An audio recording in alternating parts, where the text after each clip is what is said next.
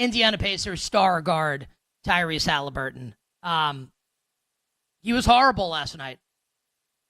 Absolutely terrible. Take the number of field goals that he made last night. Scored 4 points all on free throws. The number of field goals he made in last night's loss. Multiply it by 1,000,000.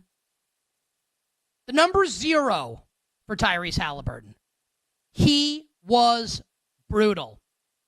Brutal. And you could certainly construct an argument where if Tyrese Haliburton's healthy last night, maybe the Pacers win. Maybe they win if Tyrese Haliburton's healthy. But we'll never know. Haliburton's clearly laboring in the first half, and everyone's like, what the hell's going on here? Like, he's not scoring. He doesn't look right. And then we get the Shams report at halftime on ESPN and ABC that he's got a strained right calf. He aggravated it, and it all makes sense. Because we've watched Haliburton throughout this postseason. He's been unbelievable. He's been great. He's the main reason why the Pacers are in the NBA Finals.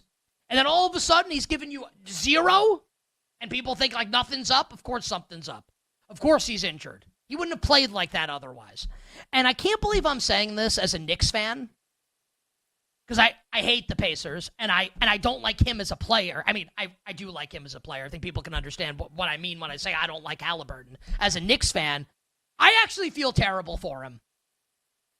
That he gets to this position in the NBA Finals, and now he's clearly compromised. And you could retort back and you can say, well, this is part of the deal, and guys get hurt, and that's just how it goes. And you're right. I'm not arguing otherwise. I'm not saying, I'm not shedding tears. I'm not playing the world's smallest violin. I'm just saying that I feel bad for him. The human element here is that I feel bad for Haliburton, that this happened to him in this spot. And it's costing him a chance here to maybe win an NBA championship. Because let's be real.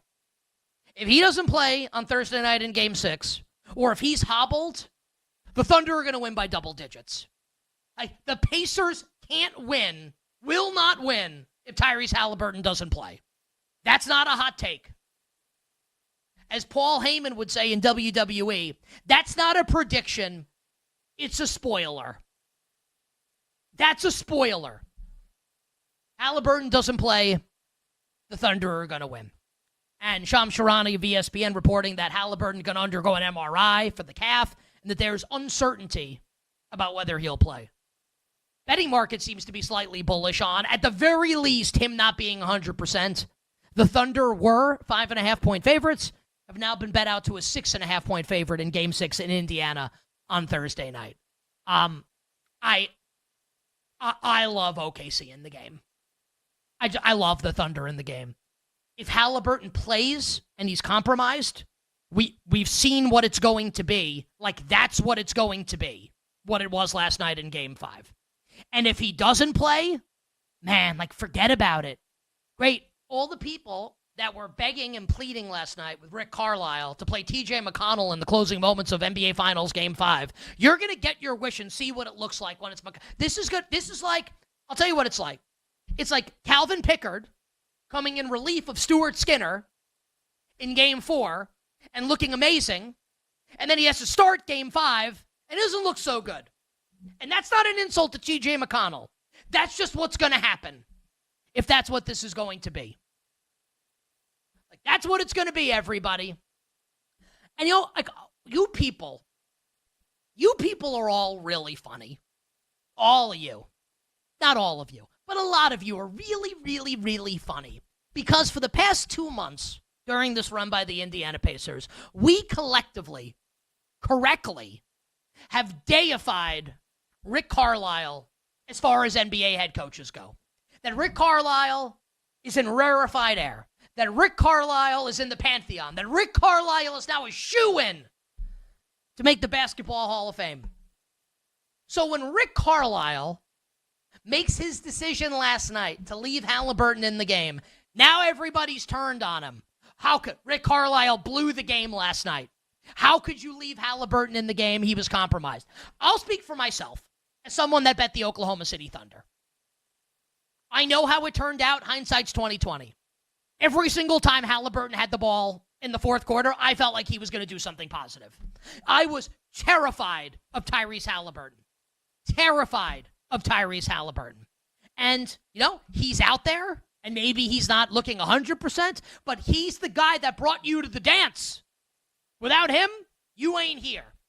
And you can't pull Nembhard from the game, because if you pull Nembhard, it's like you play on NBA 2K, and Shai Gilgeous-Alexander is going up. You're playing on the easy mode, and SGA is just going to drive to the basket every single possession against non-Andrew Nembhard. Nembhard has to be in the game. So if McConnell's going in, Haliburton's got to come out.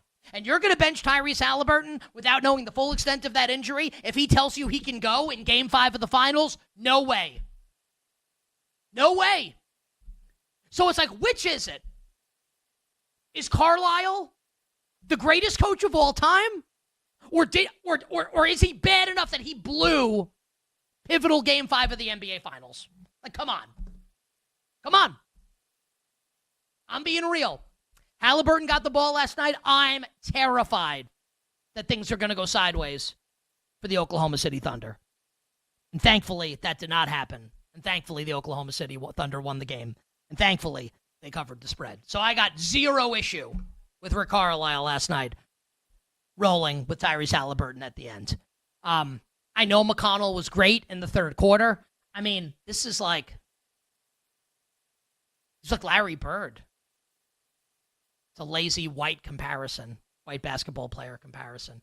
He was, was he on steroids last night? Like, did he get bit by like a radioactive spider before the game? Like, TJ McConnell's a good player. We can have our jokes. Backdoor cuts. Scrappy. He's literally a coach's son. Not figuratively, literally a coach's son. Good player. No question. Good player. I didn't know he had that in him. He was the best player for a full quarter in a Game 5 of the NBA Finals. He was magnificent. So here's the question I'll ask everybody. In all seriousness, let's say Haliburton can't go. And McConnell plays much more. Do you really think, I'm not saying it can't happen, do you really think he's going to do that again? Like when the Thunder, know he has to. You really think it's going to happen again? I think the Thunder are going to win by double digits on Thursday night. I think the finals ends on Thursday night. And Oklahoma City ascends to the top of the basketball mountain and wins the NBA championship. And a prop that I find interesting for Thursday night. I just want to see if we've got movement here at BetMGM. And I'll give the Haliburton number as well. Yes, Haliburton was 15.5 about an hour ago. Now it's 14.5 juiced under. So the betting market obviously pessimistic on even if Haliburton plays, how effective he's going to be. Jalen Williams, J-Dubs, points prop is fascinating for Thursday night. 23.5. Now, is he going to score 40? Probably not. Probably not going to score 40 again. You would think that probably won't happen. It feels to me, this is, we need like a nerd alert sounder, like the Austin Powers nerd alert. This would be an instance where I'm going to use it. He's, like he was last year against Dallas, he was Charmander. And then he was like Charmeleon. And last night, that mother effer was Charizard. I don't think Charizard is going under 23.5 points in Game 6 of the NBA Finals. That's a big-time narrative from yours truly. I'm just saying, right? I think, at this point, Jalen Williams is dead and buried. And in his place, J-Dub.